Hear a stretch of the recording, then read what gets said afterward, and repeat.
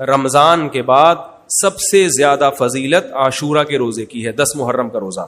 کہ آپ صلی اللہ علیہ وسلم نے ارشاد فرمایا کہ عاشورہ کے دن اپنے اہل و عیال پر دسترخوان کو وسعت دو, اس سے رزق میں برکت ہوتی ہے.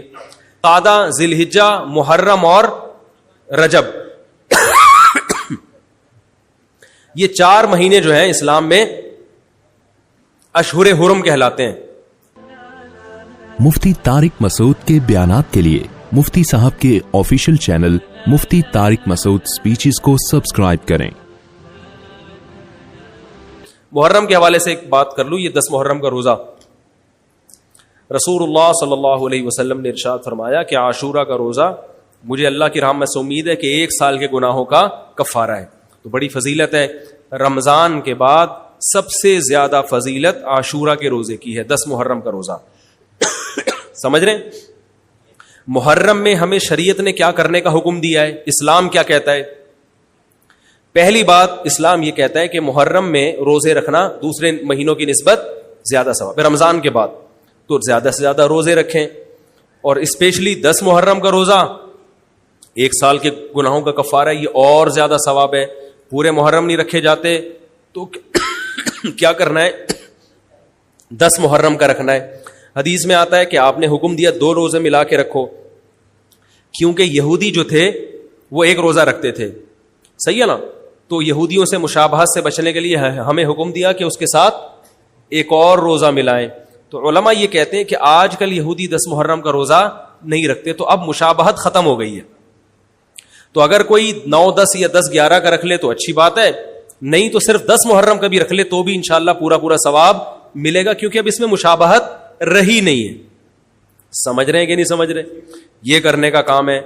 دوسرا کام, محرم میں گناہ دوسرے مہینوں کی نسبت زیادہ, اس کی قباحت زیادہ بڑھ جاتی ہے, کیونکہ 4 مہینے محترم ہیں, شوال, ذیقعد, ذیلحج اور ذیقعدہ, ذیلحجہ, محرم اور رجب. یہ 4 مہینے جو ہیں اسلام میں اشہر حرم کہلاتے ہیں. قرآن کہہ رہے فلا تظلموا فیہن انفسکم, اس میں اپنی جانوں پہ ظلم مت کرو. یہ ماتم کرنا بھی تو ظلم ہے نا اپنی جان پہ. تو اللہ نے فرمایا ان 4 مہینوں میں اپنی جان پہ ظلم مت کرو. کسی بھی طرح سے ظلم ہو, جسمانی ظلم ہو, روحانی ظلم ہو. جسمانی ظلم ماتم کر کے بھی ہو سکتا ہے, اور انگاروں پہ چل کے بھی ہو سکتا ہے, اپنے آپ کو پیٹ کے بھی ہو سکتا ہے. روحانی ظلم کیا ہے؟ گناہ کر کا. تو نہ گناہ کرنے کی اجازت, نہ کسی اور طرح سے. عام مہینوں میں بھی ظلم کی اجازت نہیں ہے, نہ اپنے اوپر اور نہ کسی اور پر. تو ان 4 مہینوں میں ظلم کی نوعیت بڑھ جاتی ہے. سمجھ رہے ہیں؟ یہ ایک محرم کی فضیلت ہے اسلام میں. اور تیسری فضیلت جو محرم کی, جو بعض روایات سے ثابت ہے, یعنی جو فضیلت تو نہیں کہیں گے اس کو, جو محرم میں کرنے کا کام ہے, وہ بعض احادیث میں آتا ہے کہ آپ صلی اللہ علیہ وسلم نے ارشاد فرمایا کہ عاشورہ کے دن اپنے اہل و عیال پر دسترخوان کو وسعت دو, اس سے رزق میں برکت ہوتی ہے. لیکن یہ جو حدیث ہے یہ ضعیف ہے, سند کے لحاظ سے پاورفل اور مضبوط نہیں ہے. بعض علماء نے کہا کہ اس کثرت طرق کی وجہ سے حسن کے درجے کو پہنچ گئی ہے. ہمارے ہی بعض اکابر علماء کی رائے ہے, علماء جو بر صغیر کے علماء, بڑے بڑے علماء ہیں, میں نام نہیں ذکر کرتا لیکن بہت بڑی اپر لیول کے علماء ہیں, ان کی رائے یہ ہے کہ یہ ضعیف اتنی ضعیف نہیں ہے کہ بالکل ہی مسترد کر دی جائے, ٹھیک ہے نا, اور تعدد طرق کی وجہ سے درجہ حسن کو پہنچ گئی ہے. علامہ ابن تیمیہ رحمہ اللہ تعالی, جن کو سعودی عرب میں بہت فالو کیا جاتا ہے, ان کی رائے اور سلفی علماء کی رائے, جو سعودی عرب کے العثیمین, بن باز وغیرہ تھے, ان کی رائے یہ کہ یہ حدیث بالکل صحیح نہیں ہے, اور اس کی کوئی حیثیت نہیں ہے کہ دسترخوان کو وسیع کیا جائے اور عاشورہ کے دن کھانا کھلایا جائے. سمجھ رہے کہ نہیں سمجھ رہے؟ لیکن جو دوسری طرف معتدل علماء, معتدل سے مراد میں ان کو برا نہیں کہہ رہا, لیکن وہ انہوں نے حدیث کی جو, اب اگر آپ سندوں کی تحقیق کریں گے تو اس کو بالکل من گھڑت قرار دینا درست نہیں ہے. اگر سندوں کی تحقیق کریں گے تو ایسا معلوم ہوتا ہے کہ علامہ ابن تیمیہ رحمہ اللہ تعالی, جو ہمارے لیے قابل احترام ہے, انہوں نے اس حدیث کو رد کرنے میں تھوڑا مبالغہ سے کام لیا, غلو کیا ہے. ایسا نہیں ہے کہ بالکل ہی اس کی کوئی ویلیو نہیں ہے. تو ضعیف روایتیں ہیں لیکن کثرت طرق کی وجہ سے درجہ حسن کو پہنچ گئی ہے. سمجھ رہے کہ نہیں سمجھ رہے؟ اس وجہ سے بعض علماء کی رائے، بلکہ جمہور کی رائے یہی ہے کہ محرم میں اگر کوئی اپنے بچوں کو جمع کر کے اچھا کھانا کھلا دیتا ہے 10 محرم کو، اور یہ حلیم شاید یہیں سے نکلا ہے، کہ یوں وہ اچھا کھانا ہو جائے گا، تو وہ کہتے ہیں کوئی حرج نہیں ہے. لیکن ایک بات جو دوسرے علماء کہتے ہیں، جو میری بھی سمجھ میں آتا ہے، بلکہ میں نے پہلے کہیں پڑھا تو نہیں، میرا دماغ اس طرف گیا، لیکن اس کی تائید میں علماء کے فتاوی مل گئے. دیکھو، اگر کوئی حدیث ضعیف ہو یا حسن ہو تو صرف حسن ہونا کافی نہیں ہے، یہ دیکھا جائے گا کہ یہ دوسری صحیح حدیثوں سے ٹکرا تو نہیں رہی ہے. یہ بھی ایک فقہ کا اصول ہے کہ اگر ایک کمزور چیز ہے لیکن وہ طاقتور دلیل سے ٹکرا رہی ہے تو پھر اس کمزور چیز کو بالکل رد کیا جائے گا. تو عاشورہ کے دن روزہ رکھنے کا حکم ہے، یہ بالکل بخاری مسلم کی صحیح حدیث سے ثابت ہے. اور جو کھانا کھلانے والی روایت ہے وہ اس ٹکر کی نہیں، اس کو تو ابن تیمیہ جیسے محقق نے بالکل ہی کالعدم قرار دے دیا، بعض عرب علماء نے بھی بالکل کالعدم قرار دے دیا، اگرچہ ہماری رائے ہے کہ بالکل کالعدم نہیں ہے، لیکن بہرحال اس میں محدثین کا بڑا اختلاف ہوا ہے. جبکہ روزہ رکھنے والی جو روایات ہیں وہ بالکل بے غبار ہیں، ان کو سب صحیح مانتے ہیں. تو کھانا کھلانا اور روزہ جمع بولو بھائی نہیں ہو سکتا، اس لیے کہ اگر وہ روزے کا دن ہے تو کھانے کا دن نہیں ہے، کھانے کا دن ہے تو روزے کا نہیں. ابن تیمیہ رحمہ اللہ تعالی کی رائے یہ ہے کہ بعض لوگوں نے شیعہ کی مخالفت میں غلو کیا ہے. شیعہ نے اس دن کو چونکہ منحوس بنا دیا 10 محرم کو، تو انہوں نے مخالفت میں اس دن کو ایک سیلیبریٹ کرنے کے لیے نا کھانا کھلانے کا حکم دے دیا کہ ہم منحوس نہیں سمجھتے بلکہ اس کا کیا کریں گے، اپوزٹ، کہ کھاؤ اور کھلاؤ. تو انہوں نے کہا یہ بھی غلو ہوا ہے دوسری طرف.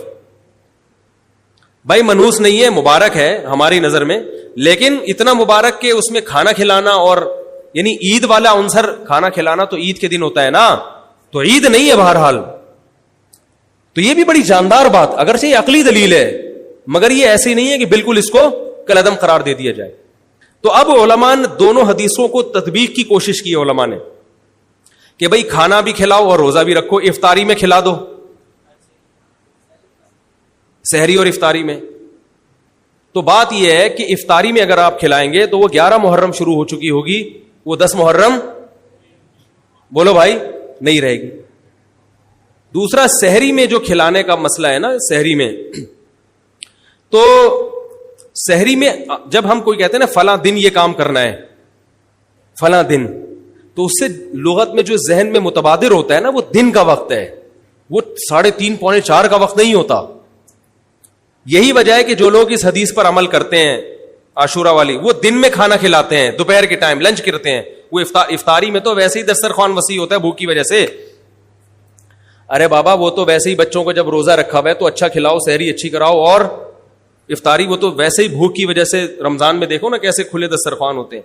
تو میں نے بڑی کوشش کی دونوں حدیثوں کو جمع کریں، لیکن تکلف کے بغیر یہ ممکن نہیں ہے. تو فقہ کا ایک اصول ہے کہ جب کوئی بے غبار صحیح حدیث ہوتی ہے اور اس سے ایک اصول ثابت ہو رہا ہے تو اس کے مقابلے میں اگر کمزور روایت آئے گی جو اس سے ٹکرا رہی ہوگی تو اس کمزور روایت کو، اگرچہ وہ موضوع من گھڑت نہیں ہے، لیکن اس کمزور کو اس صحیح حدیث کی مخالفت کی وجہ سے بولو بھائی رد کر دیا جائے. اس لیے میرا نالائق کا موقف یہ ہے، میں بہت نالائق ہوں، میں اتنی بڑی بڑی باتیں کرتا نہیں ہوں، لیکن ساڑی عقلچ یہ چیز آندھی نہیں ہے کہ بھائی جو روزے کا دن ہے وہ بھوکے پیاسے رہنے کا دن ہے، وہ کھانے کھلانے کا نہیں ہے. افطاری میں تو ویسے ہی کھاؤ بھی کھلاؤ بھی. تو اور اس کا نقصان یہ بھی ہوتا ہے کہ لوگوں نے اس کھانا کھلانے کے چکر میں روزے چھوڑ دیے ہیں. سمجھ رہے ہیں؟ جب حلیم پکے گا تو کون روزہ رکھے گا بھائی؟ ساری رات گھوٹا لگے گا حلیم کا کہ کل دسترخوان وسیع کرنا ہے، تو پھر روزہ گیا، وہ تو تیل لینے گیا، روزہ کون رکھے گا روزہ؟ تو وہ حدیث صحیح حدیث کی بالکل اس میں ٹائٹ قسم کی مخالفت ہو رہی ہے. ٹھیک ہے نا؟ تو نالائق کی رائے، پھر بھی اگر کوئی دوسرے علماء کی رائے کو فالو کرتا ہے تو وہ کھائے بھی کھلائے بھی. میں کہتا ہوں جو مضبوط چیز ہے اس کو لینا چاہیے، جو کمزور چیز ہے اس کو چھوڑ دینا چاہیے. ہمارے حضرت مفتی رشید احمد صاحب رحمہ اللہ ایک بات کہتے تھے کہ جہاں کھانا کھلانے کی حدیث آئے گی نا وہاں مسلمان اس کو لے ہی لے گا. کھانے پینے کی جہاں بات آئے گی مسلمان کیا کرتا ہے؟ وہ کہتا ہے بھائی یہ صحیح ہے، یہ بالکل صحیح حدیث ہے. ٹھیک ہے نا؟ وہ کیا کرتا ہے؟ جن علماء کی تحقیق ہے وہ تو تحقیق سے کہہ رہے ہیں, لیکن عام پبلک کی عادت یہ ہوتی ہے کہ فتویٰ بھی اسی کا فالو کریں گے جہاں کھلانے کا تذکرہ آ رہا. تو اب ہمارے کہتے جہاں کھانا کھلانے کی بات آئی, مسلمان کہتا ہے بس یہ بالکل صحیح بخاری کی طرز پر, یہ بخاری کی شرط پر یہ حدیث. تو بھائی بھوکا رہنا عبادت ہے, بھوکا رہنا سنت ہے. بچوں کو تو ویسے ہی کھلاؤ, عاشورہ ہو یا نہیں ہو, اور سحری افطاری کرا دو, اچھی سی روزہ رکھواؤ, اور جو بالکل چھوٹے بچے ہیں وہ تو ویسے ہی کھاتے ہیں. تو اس لیے, اور پھر اس کا نقصان کیا ہو رہا ہے, حلیم کے گھوٹے لگ رہے ہیں پوری پوری رات بیٹھ کے, اس کے الگ نقصانات ہیں, سبیلیں لگ رہی ہیں. حضرت حسین رضی اللہ تعالیٰ عنہ تو کربلا میں شدید گرمی میں بھوکے اور پیاسے اپنی جان دیتے ہیں, اور یہاں ہم کیا کر رہے ہیں؟